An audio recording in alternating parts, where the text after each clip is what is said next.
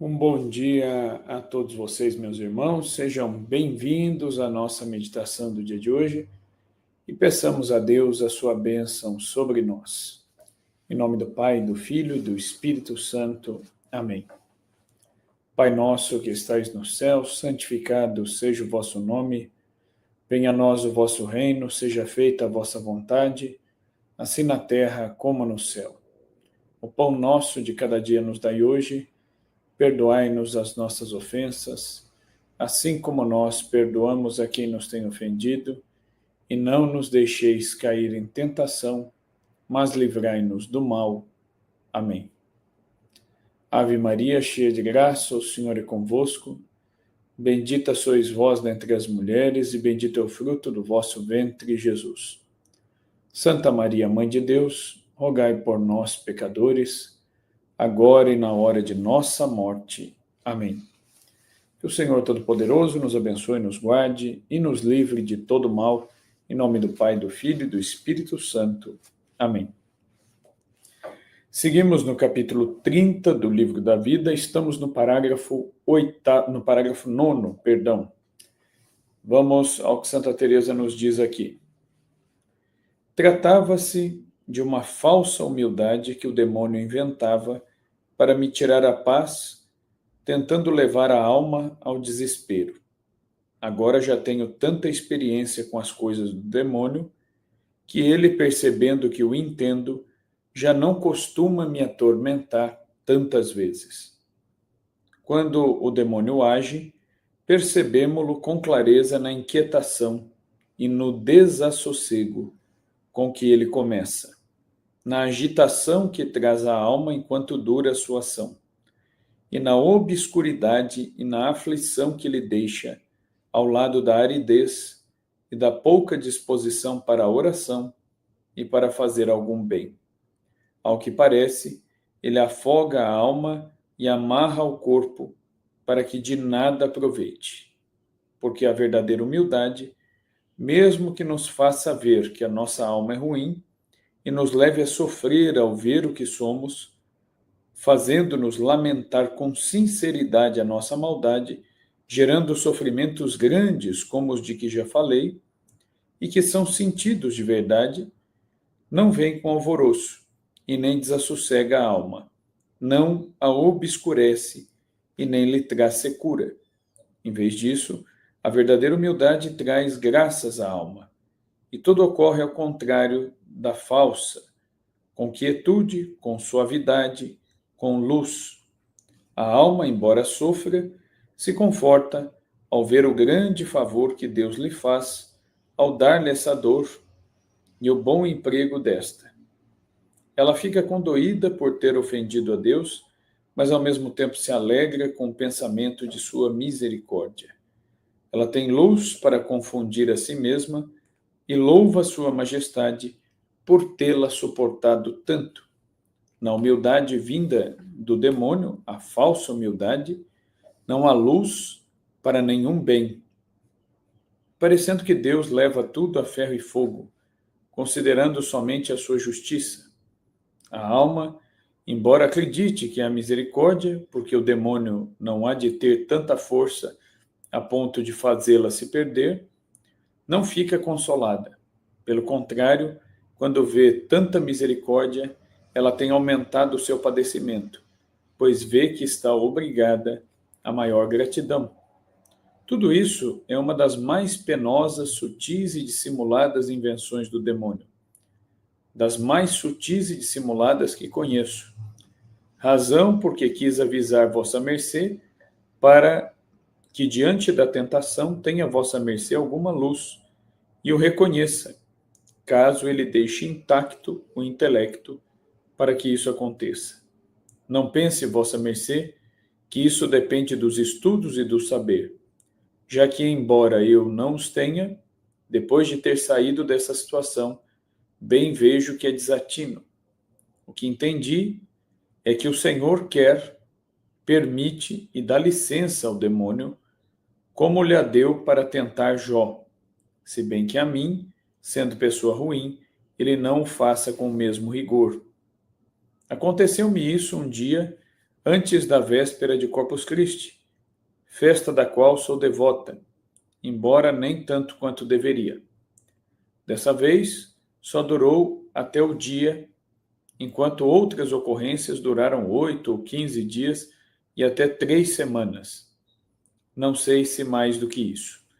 Em especial durante as Semanas Santas, que costumam me trazer muitas consolações na oração. De repente, o intelecto se compraz com coisas tão pueris que em outras circunstâncias seriam motivo de riso. Ele me faz vagar por onde quer, numa grande perturbação. A alma fica aprisionada, sem controle sobre si e sem condições de pensar em outra coisa além dos disparates que o demônio lhe traz. Trata-se de coisas sem importância, que não se definem nem desaparecem, servindo apenas para oprimir a alma a ponto de deixá-la fora de si. Nesses casos, ocorre-me pensar que os demônios fazem de bola a alma, sem que ela consiga furtar-se ao seu poder.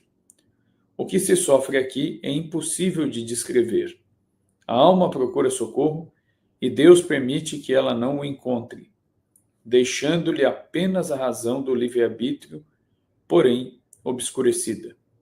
Creio que ela deve ter os olhos quase tapados, como alguém que passou muitas vezes por um caminho de dia e o percorre à noite, e que, pelo que viu antes, sabe onde pode tropeçar, porque passou por ali de dia e procura se precaver dos perigos. Assim ocorre com a alma, que, para não ofender a Deus, parece guiar-se pelo costume. Deixemos de lado o apoio do Senhor, que é o mais importante. Nessas ocasiões, a fé está tão amortecida e adormecida quanto as outras virtudes, embora não perdida, pois a alma acredita no ensinamento da Igreja. Vocalmente, ela age, mas sente, por outro lado, que está sendo esmagada e entorpecida, pois tem a impressão de que conhece a Deus de maneira muito vaga. O amor que ela tem é tão pequeno que, quando ouve falar de Deus, escuta como se acreditasse ser Ele, porque a Igreja o ensina, mas não se recorda do que experimentou dele em si. Ir rezar só causa mais aflição, ocorrendo o mesmo com buscar a solidão, pois o sofrimento que se sente, sem saber de onde vem, é insuportável. Tenho para mim que há nisso uma imagem fidedigna do inferno, que é de fato assim, pelo que o Senhor me deu a entender numa visão. Porque a alma se queima por dentro, sem saber quem lhe pôs fogo, nem por onde ele entrou, tampouco fugir dele, nem como apagá-lo. Buscar remédio na leitura equivale ao esforço de quem não sabe ler. Aconteceu-me certa feita de ir ler a vida de um santo para ver se me acalmava e me consolava com aquilo que ele padeceu. Li 4 ou 5 vezes várias linhas e, embora estivesse em castelhano, eu entendia menos no fim do que no início, e por isso parei de ler. Isso se passou muitas vezes, mas me recordo particularmente desta ocasião. Muito bem, então, aqui, nesse trecho um pouco mais longo, nós vemos Santa Teresa falando das tentações. Uma coisa é importante entendermos a respeito da ação do mal. O que o catecismo da Igreja, a doutrina da Igreja, nos ensina? Que no nosso pensamento, na nossa consciência, só podem entrar 2 pessoas, nós mesmos e Deus. Então, os demônios não podem saber exatamente o nosso pensamento. Nem mesmo os santos e os nossos anjos da guarda sabem do nosso pensamento automaticamente. Um santo, ele só pode saber do que eu estou pensando e o que eu estou rezando para ele na medida em que eu me coloco na presença dele, invoco a sua intercessão e começo a falar com ele. Então Deus, na sua bondade e misericórdia, mostra para o santo aquilo que está na minha consciência, porque eu estou rezando. Então, por exemplo, um santo que está no céu, ele pode saber o tempo todo o que se passa na minha cabeça? Não, ele não pode. ele não tem essa permissão, ele não pode entrar na minha consciência. Mas se eu me abro na oração para falar com este santo, então Deus, na sua bondade e misericórdia, mostra a minha consciência a este santo, que me ouve, que me entende e que procurará interceder por mim. O mesmo vale para o anjo da guarda. Então, eles não têm acesso imediato ao nosso pensamento, nem mesmo os santos e os anjos. Agora, se eu der essa licença, aí muito bem. Deus permite que eles conheçam. Então, nada é feito sem o consentimento humano. Agora, os demônios, eles não têm acesso, né, ao nosso pensamento. Tem gente que fica pensando, se eu estiver aqui pensando alguma coisa, os demônios têm acesso? Não têm acesso ao que eu penso. Os demônios, eles nos tentam de fora. E como que os demônios fazem isso? Eles nos observam, né? Nos observam. Então, os demônios, eles olham para aquilo que a gente fala, para o nosso comportamento, o que nos irrita, quais são nossas fraquezas, quais são nossos defeitos. E a partir desse conjunto de informações, como eles são seres inteligentes, eles começam, então, a construir um modo de nos tentar, de nos sugerir o mal. E aqui Santa Teresa fala do quanto eles, por permissão de Deus, podem nos atormentar na oração.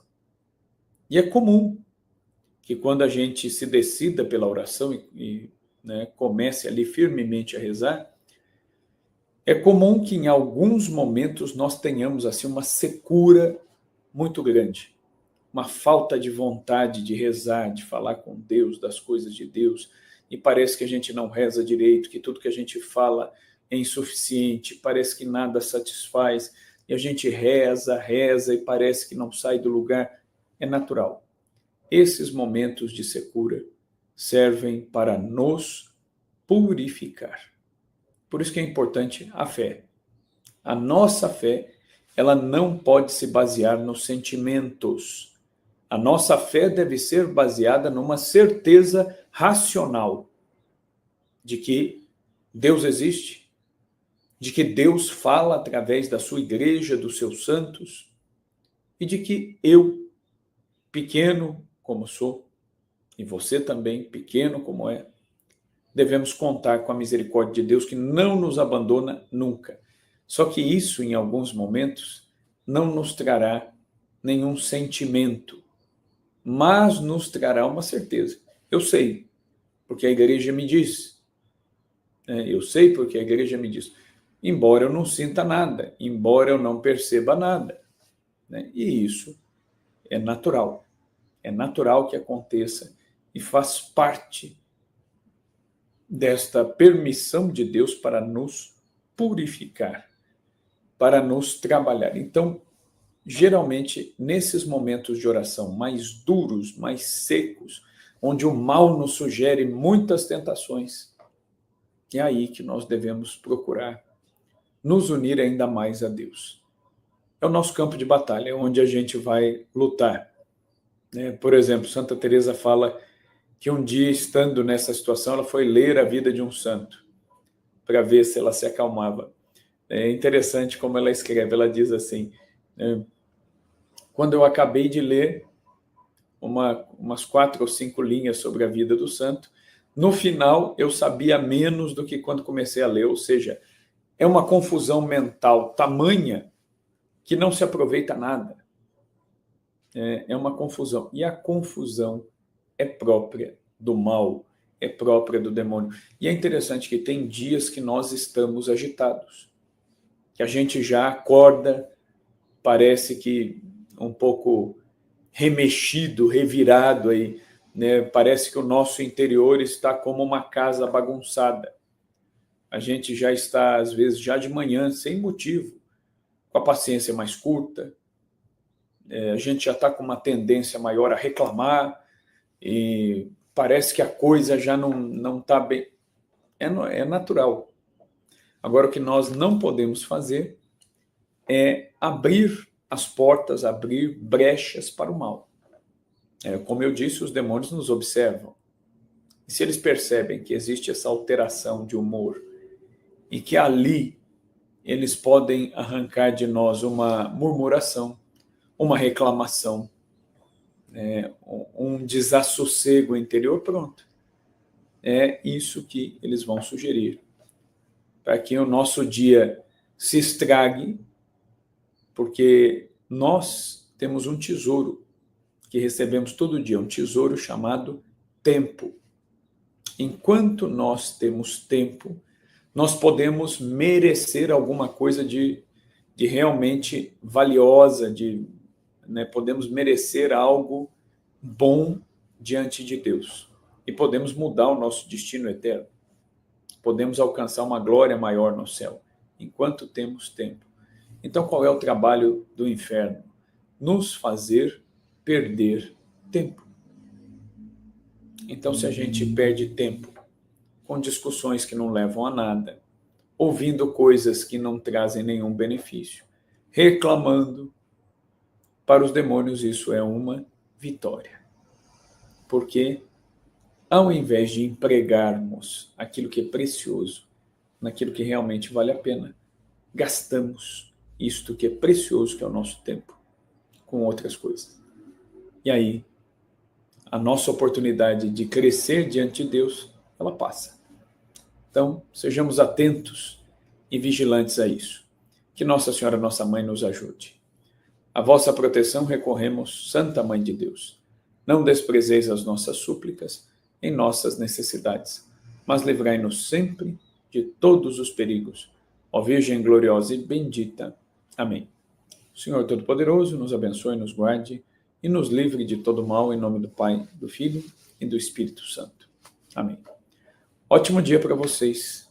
E fica aqui o meu recado de todos os dias. Não esqueçam de curtir esse conteúdo para que o YouTube entenda a relevância dele e também distribua melhor o conteúdo para outras pessoas. Deus abençoe. Até amanhã. Amanhã estamos aqui novamente.